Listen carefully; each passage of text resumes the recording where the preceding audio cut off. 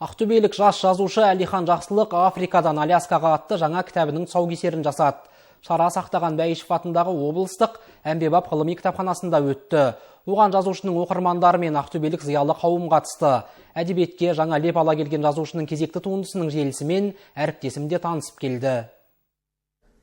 Жазушылар одағына мүше болып, 26-сында ерен еңбек үшін медалін алған қаламгердің бұл кезекті кітабы таяуда ғана жас жазушының Нотр-Дамда құлшылық жасау керек пе романы қалың оқырманға жол тартып, кітап сүйер қауымның ыстық ықыласына ие болды. Кезекті туынды Африкадан Аляскаға деп аталады. Жазушыға бұл туындыны жазуға әлеуметтік желіден кездейсоқ көрген карта бейнесі түрткі болған. Картаны көре салып, жаңа шығарма жазуға идея келді дейді.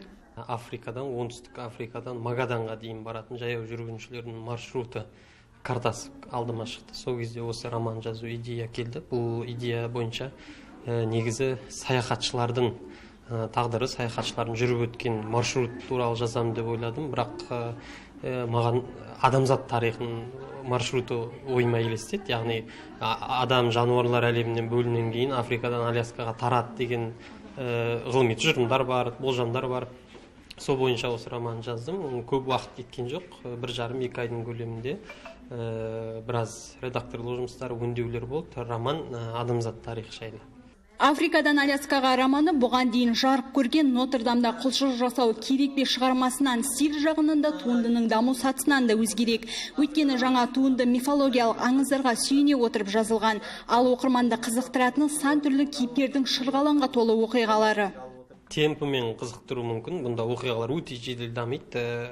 Мыңдаған жыл бірден өте шығып кете салады. Мысалы, бір абзацсызда 1000 жылды суреттеп өтіп кете береміз.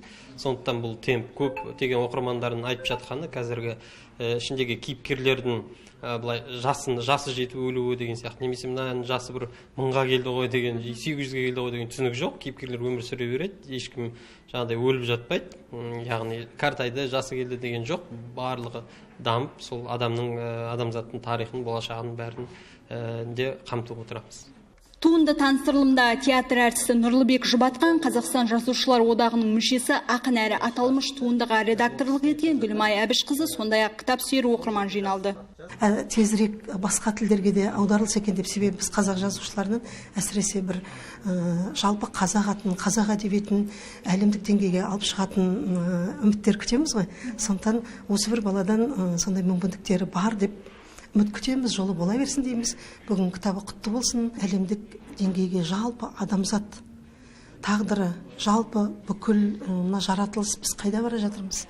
Бізде қазір мүмкіндіктер өте көп, жағдайымыз керемет, бірақ адамның пиғылы, адамның бірін-біріне деген, әсіресе рухани құндылықтарға деген көзқарасы мүлдем құлдырап төмендеп бара жатыр. Әлихан Жақсылықтың бұл туындысының таныстырылымы эксклюзив. Тұсаукесерді туған жерінен бастаған қаламгер алдағы уақытта кітап таныстырылымын өзге қалаларда жалғастырмақ.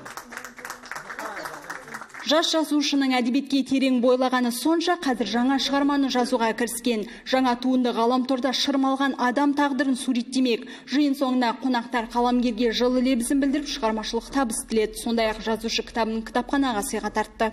Ботагөз Сахитжанова, Азамат Соқанов, Ақтөбе телеарнасы.